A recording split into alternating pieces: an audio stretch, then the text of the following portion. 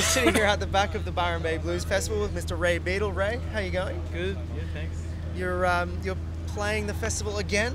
You blew people's socks off last year. Oh yeah, it was good fun. Yeah, it's the first time last year, so yeah, really stoked with the reaction last year. Yeah, you played 2 shows then. You're playing 2 shows now. Yeah. Yes. 6 days this year. It's amazing, you know. It's huge, isn't it? I mean, it's such an unbelievable lineup, but still 6 days. Yeah. It's, we're in day 2 right now, and not quite exhausted yet, but early days. early days. And look, you've been here today and yesterday, and the weather has blessed you. And I know. We won't say the R word. No. Stay away. The ground's as muddy as it is. Look, I'm walking around in thongs. It just never happens in Byron. It's always gumboots. So how are the shows going compared to last year? I mean, are you finding people are more familiar with your newer material and things like that? Look, I mean, you know, I sort of think, I hope anyway that people were sort of catching us. But there's a lot of, this year there's so many other big names, you know, like BB King, you know, tonight we're playing at a pretty close time to him, so, you know, there's just so many big international acts. And we were lucky last night to have the crowd that we had. We had a really good crowd at the Juke Joint. And yeah, it was good to see people supporting the Aussie bands as well as the American bands. So it's always great to see, and it really seemed, I only saw a few songs, but it seemed like you were blowing the roof off the place. Well, that's what we came here to do. It's sort of always, you know, just having a good time on stage, and then it sort of rubs off on everyone else, hopefully. So. You had the electric guitar when I saw you, but I know your newest record is acoustic. Are you doing acoustic material up here, or no, still keeping to the electric? It's band shows up here. I pretty much did the acoustic album because when I do my own gigs, not at festivals, but just my own shows around Australia, I always do an acoustic set and then a band set, just sort of more, you know, variety for everybody. And people started asking me if they could buy a solo album, so I decided to do one. It was about this time last year, so that's pretty much why I did that. It's completely different to what I do on electric. So.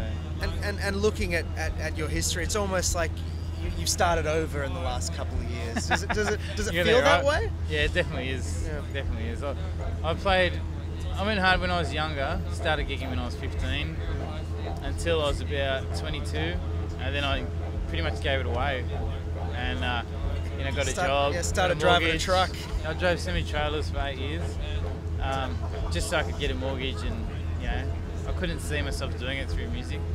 Whereas, as I was saying before, really through blues music, I couldn't see myself paying off a mortgage. So I did that, and now I'm in this position where I sort of turned 30, and I thought, if I don't do it now, I'll never do it. You know. So you missed it. Yeah, I did definitely miss it.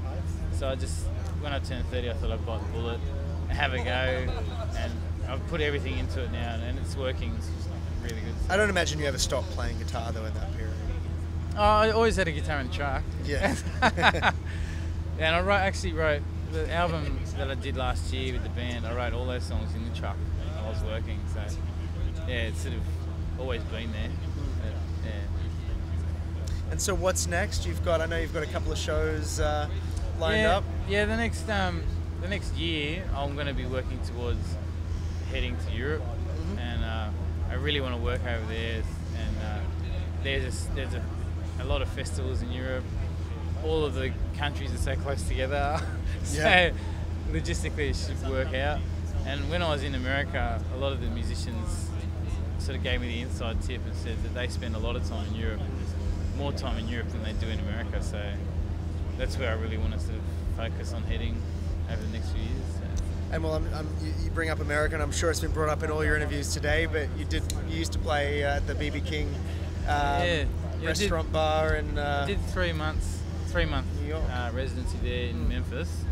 Memphis, sorry, it was the BB. Yeah, he's got a few clubs around America, but I was at the Memphis one for 3 months every week. I still think about how lucky I was, really.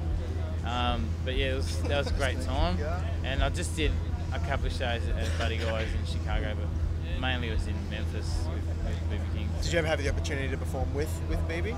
No, well, he's not actually there all the time. No. But he was there twice while I was there, and he had the whole night to himself pretty much. I just sat back and watched. It was really good.